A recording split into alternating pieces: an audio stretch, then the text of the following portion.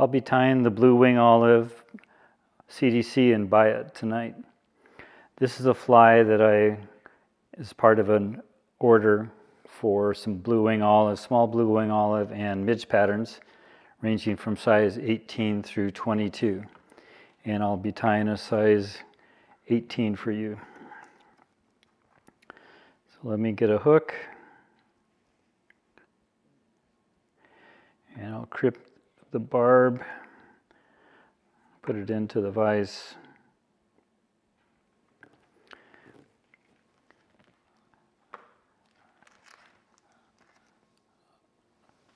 I am using a Daiichi 1140 size 18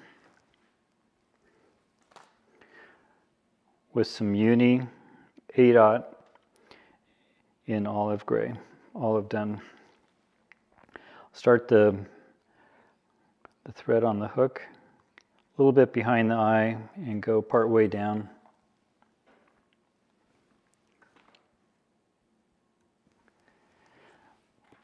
For the tail, I'll be using some crinkled Zelon Mayfly brown.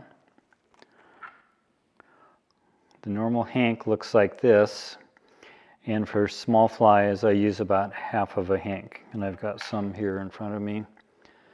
And when it's separated like that, you just take it and roll it in your fingers a little bit, and that should get the fibers together.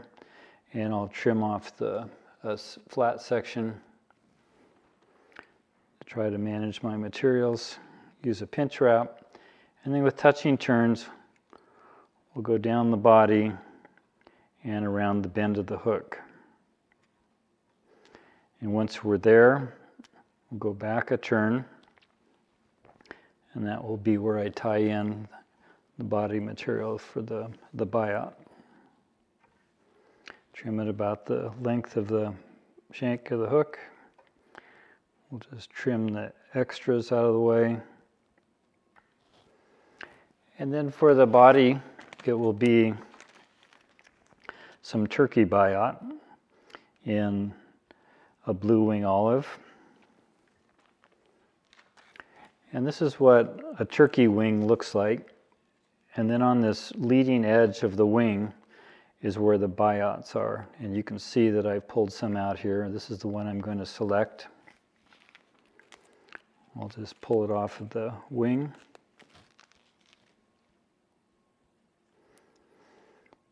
And then, depending upon how you tie in, there's a transparent edge on the forward side and a furled side. And if I tie it in like this, as I wrap, I'll have a furl, which is the desired effect I want for this particular fly. If I turned it around, then I would have a smooth body. And that's still a segmentation. I like for a merger, a lot of times the furled body might look a little more like what a nymph would be. So I clipped off just the end of it, so for a better tie-in. I'll go forward, back, just creating a little bit of a taper, and I'm at least 2 eye lengths back. I'll put some Zap-A-Gap, which is brushable. Adds a little security to the fly.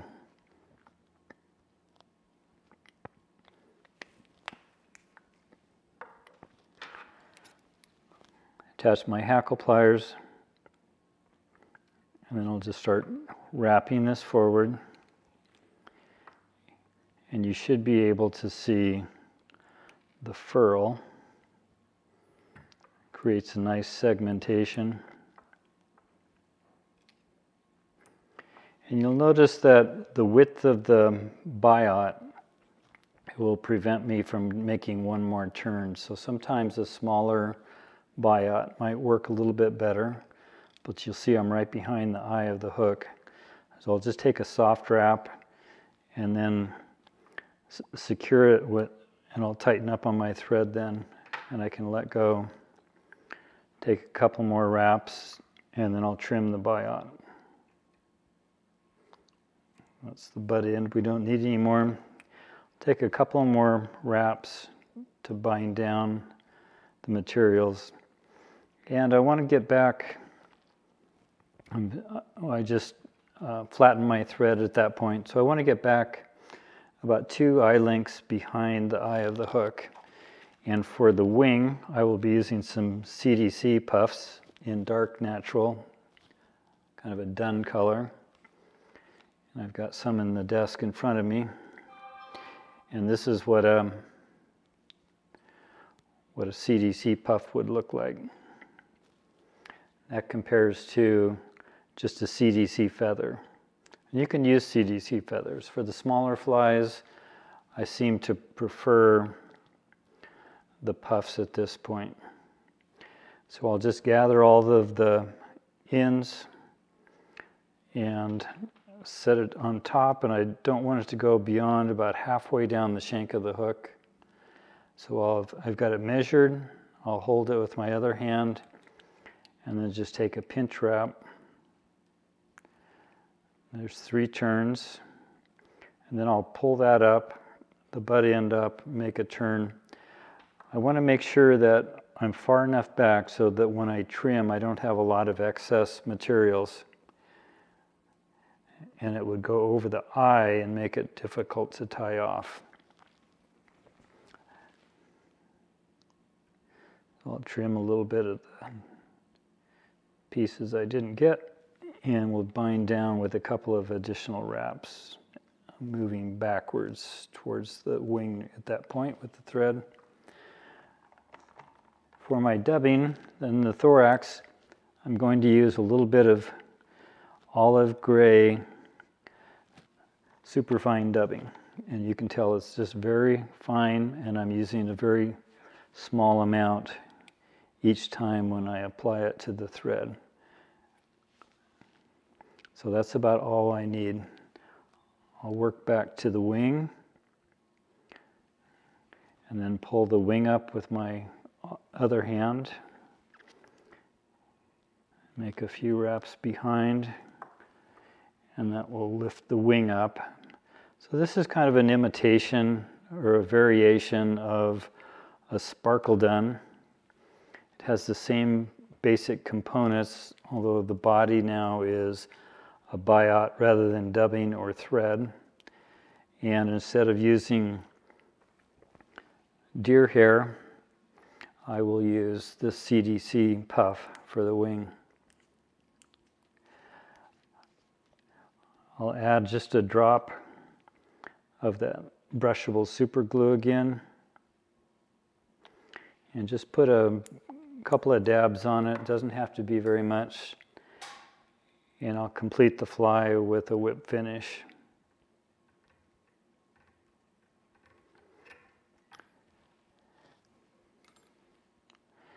If you're having problems with creating super small sparkle duns, which is a great imitation of a mayfly in my opinion, it's one I use probably most of the time, and you have problems applying the sparkle dun deer hair onto it, using CDC, either the puff or a normal CDC feather, might be advantageous for you.